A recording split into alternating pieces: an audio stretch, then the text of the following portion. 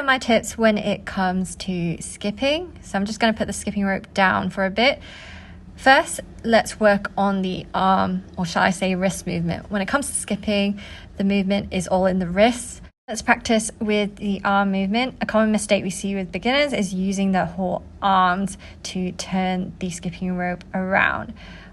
This can get very tiring or very difficult as you skip faster. So you want to practice by just keeping your arms low beside your hips and just doing the wrist action.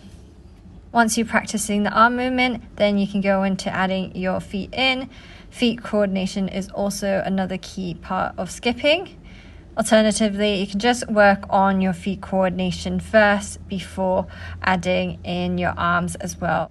Just go with whatever you feel most comfortable with. Once you've got the hang of this, it's time to practice with a skipping rope.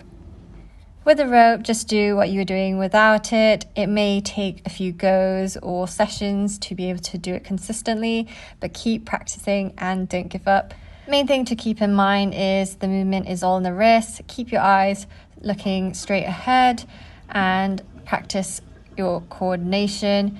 Don't get into the habit of kind of using your arms to turn the skipping rope around your body, keeping your arms nice and close to your hips. This way will allow you to turn the skipping rope faster and more efficiently, so it'll be easier and more beneficial to use this approach in the long run, and then you can practice and moving on to doing faster skips and double skips.